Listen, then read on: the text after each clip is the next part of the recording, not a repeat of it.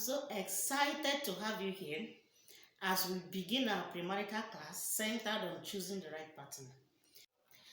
I know you'll be wondering why I actually started this broadcast. The thing is that because of the nature of the posts I make on Facebook, I meet a lot of people and they have a lot of issues with their marriages. And a lot has reached out to me, and I discovered that a lot of people are really suffering. Marriage is expected to be something you enjoy, but you discover that 90% of couples end up enduring their marriage. I remember a couple, a woman that I wanted to help. She was reaching out to me with a lot of issues and problems, and the moment I stepped in to help her, you see, just that very day my husband came back and was like, "Which woman are you talking to on Facebook?" The man had to reach out, investigate, get to my husband, warn him thoroughly, and he was like, he threatened him that he should warn his wife to stay away from his family. And my husband was telling me that I shouldn't mistake any man on suits as a gentleman, that some of those men are really terrible, that man is a monster, and that if I don't step aside, things are going to go wrong. I actually felt so much pity for that woman. I felt so much pity because someone that can be terrorizing his own family and doesn't even want his family to get help. Would you like to end up with such a person? It happens with men and women. And I've looked at all the challenges I've addressed, and I've seen that there is basically one thing you will do to save yourself from all this stress, and that is choosing the right partner.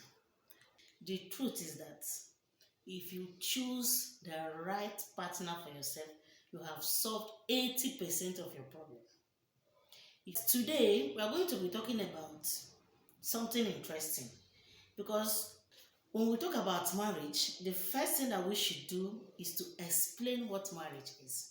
So what is marriage? We all know that marriage is a legal union between a man and a woman. So it was instituted by God himself. It's not just something that came up through human beings. It's actually God that instituted it as a sacrament. God himself instituted marriage. If you go to the book of Genesis chapter 2 verse 18, you see where the Bible said, and God said, "That is no good for the man to be alone." He wanted man to have a companion. When God finished creating everything, he created man. And as he looked at the man, he saw that the man is incomplete. And in order to complete that man, he had to create another version of the man, which is the woman. So he created the woman for a purpose. So what is the purpose of marriage? The purpose for which God instituted marriage in the first place is for companionship. God didn't want man to be alone. So he wanted him to have a companion. And that companion is the woman.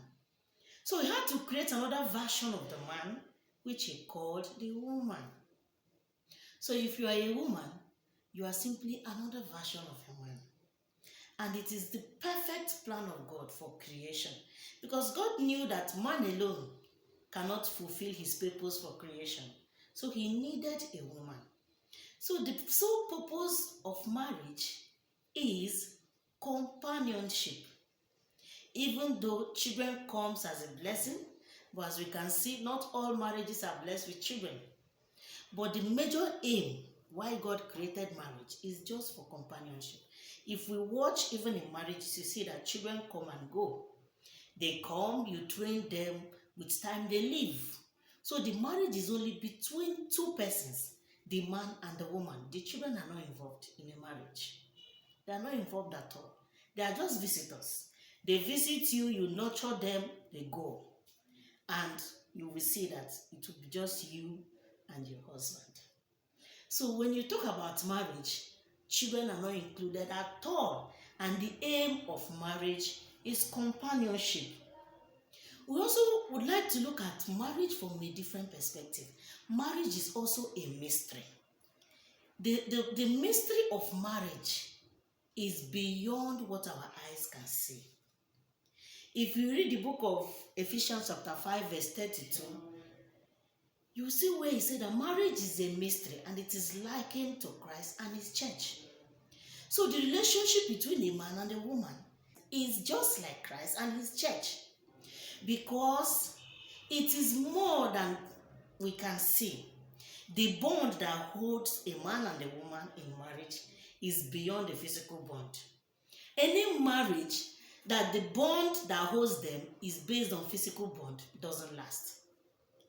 The only marriage that stands the test of time is those marriages that are based on mystery, the mystery of marriage, which is beyond the physical realm. It is beyond what we can see. It is beyond what we can think. And that is why you see a lot of couple, you'll be wondering, how did these two get together? What actually brought them together? You can't really understand what this man saw in this woman or what this woman saw in that man, because marriage is a mystery. It's not something you can actually understand. And here we are talking about Christian marriage. So the Christian marriage is based on Christian mysteries. And what is a mystery? Mysteries are those things that are beyond human understanding, that can only be understood through revelation. So Christ is the only one that can give us true revelation of what marriage is, how deep marriage is. The commitment is too deep. That is not what you can just imagine with your physical eyes and your physical mind. So there are certain conditions that must come together before we can say that this is a marriage. So you can't just pick somebody on the street and say, we are married. There are certain conditions. The first of the condition is that it must happen between both parents. Just like the Bible said that a man will leave his father and the mother and join with his wife. The father and the mother should be part of that marriage. In other words, marriage happens between two families. Two families come together to join their children. It's not the church that joins people in marriage. It is the families. Especially in Africa, where we have our African culture and tradition. Before that marriage is presented to Christ, that marriage must have been joined between both parents. I remember when I was preparing to get married, the priest said he wanted to see my parents, and when my parents came, they brought out a form and told my parents to read it through. And they read it, and the content of the form was that they should sign if their daughter had actually been married according to the tradition. So my father had to sign, and they explained to them that if you sign this, it means that you have no legal rights again over this your daughter. And they read it through and signed it. What does it mean? Marriage cannot happen in the absence of parents. Your parents must be there to join the two of you together. They must have an agreement, come together and join. It must happen in their presence. If your marriage did not happen in the presence of your parents, it is not a complete marriage. The second condition that must be met is that the marriage must happen between two adults. Bible did not say that a boy should leave his father and mother and join to a girl. Bible said the man should leave his father and mother and join to his wife. So the person involved must be a man. And the person involved, the other party, must be a woman. In other words, they must be two mature adults. Not just by age, but in mental capacity. Two persons that have understood life and are willing and ready to come together as one and build a family for Christ. So it cannot happen between a boy and a girl.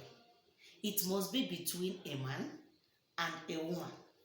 The third condition that must be met is that the man must have left his father and his mother to join with his wife. What does it mean to leave your father and your mother? To leave your father and your mother doesn't mean that you should kick your father and mother out of your house if they don't have any house to live, or that it's not basically packing out of your father's house. Leaving your father and your mother from the biblical perspective is that the man should be mentally mature and capable of making his own decisions. He should be capable of taking responsibilities, not dependent on the parents. A man who is dependent on the parents in terms of every decision, the person have to seek the consent of the parents. That man is not mature enough for marriage. So a man who is coming out for marriage must have left his father and his mother. In other words, he must have left that circle of rule and control, because he's going to build his own castle where he will be the head. So that person should be able to lead. It's not somebody that is being led will now come and be leading others. The person must be led in other areas, but when it comes to family setting, the person must have left the father and the mother and is mentally capable of leading his own house. That is the meaning of leaving the father and the mother. It's not basically packing out of your father and your mother's house. The man should be able to stand and make a decision concerning his wife. He should be able to stand and make a decision concerning his children without anybody's interference. That is what makes the man eligible for marriage. That means the person must have left the father and the mother. Another condition is that the woman must be a wife. If you look at the book of Proverbs chapter 18 verse 22, it said that a man who finds a wife finds a good thing. If you look, the Bible did not say that the man who finds a woman finds a good thing and obtaineth favor from God. He said a man who finds a wife. And even if you watch the Bible portion where he said that a man will leave his father and his mother, the Bible did not say to cleave to a woman. It said to cleave to his wife. In other words, a woman must be a wife before he can be married. In the biblical perspective, a woman is expected to be a wife before he can be found. So what does it mean to be a wife? A woman who is a wife is a woman who is mature enough to be led. A woman who is mature enough to submit to authority. A woman who is mature enough to build a home. A woman who is mature enough to acknowledge that she has a head over her, who she's expected to be 100% loyal to. It's not just a woman on the street. It's not just a random person. It's someone who have understood the mystery of marriage and who have understood that she is expected to submit to a man, not a woman that you pick from anywhere. So a man is not supposed to just find a woman. A man is expected to find a wife. So if you are a woman and you are not a wife, it means that you are not eligible for marriage. That's just the fact. And the truth is that being a woman, being of age, having a job doesn't make you a wife. Being a wife is a thing of the heart and is a state of the mind, where you can build a home, because a man can build a house, but it takes a woman to make it a home. So a woman that cannot make a home is not a wife. That's just the fact. So the woman must be a wife. The fifth criteria is that the woman and the man must be joined in the presence of God. That means that after the two families have come together to agree that they want their children to be together in marriage, they have to take it to God. You know, there is this misconception in Africa where they say that the Westerners brought their tradition to dominate us, and they claim there is no need to do white wedding. The fact is that if you are a child of God, you cannot be married in the absence of God. So even after your traditional marriage, that marriage has to be presented to God before it is consummated. That is what makes it a Christian marriage. If you want to marry according to your tradition, then it becomes a traditional marriage. But if it must be a Christian marriage, a marriage where Christ is involved, it must happen in the presence of God. And you see that all the sacraments, marriage is the only one that a priest only stands to assist a couple to join themselves. It's more like making a covenant, joining two of you in the presence of God. Because a house that is not built upon Christ, you and I know, is very difficult for that house to stand. If Christ is not in the foundation of your marriage, demons and people will frustrate you. You know, a lot of marriages that end in divorce, it's not that they don't love each other. It's just that there are a lot of forces that is beyond them. They can't just stay together. So if you don't build your foundation upon Christ, you have already planned to fail. The sixth criteria is that the man and the woman should acknowledge that they are equal before God. But if you read the book of Genesis chapter 5 verse 2, you will understand where the Bible said that God created them. God created the man and he made him male and female. In other words, the woman is in another version of the man. It's not like the woman is inferior to the man. No. The woman is not in any way inferior to the man. The couple coming together for marriage should understand that they are equal before God. The man and the woman, they are both cherished, they are both special in the presence of God.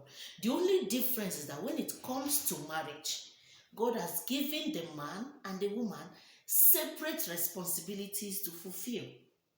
So you have to be fulfilling your own duty as a man while your wife is fulfilling her own as a woman. That doesn't make her inferior to you. It doesn't make the woman lesser of a person, like some people assume that they are superior to their wife and they can just do whatever they like. Both the man and the woman are the bride of Christ. They are under one authority, and that authority is Christ. The man is submitting to Christ and the woman is submitting to the man as he submits to Christ. So the submission there is to a man who is submitting to Christ. I'm not saying that when a man is an unbeliever, you are not supposed to submit. No, that is not the Bible teaching. But the man is under another authority, which is Christ. So both of you are submitting to Christ. And both of you are equal before Christ. But Christ will judge both of you according to the responsibilities he has given to you. With this, I will assume that you have understood what a Christian marriage is. So with this understanding, we'll go over to the next topic. Thank you for watching.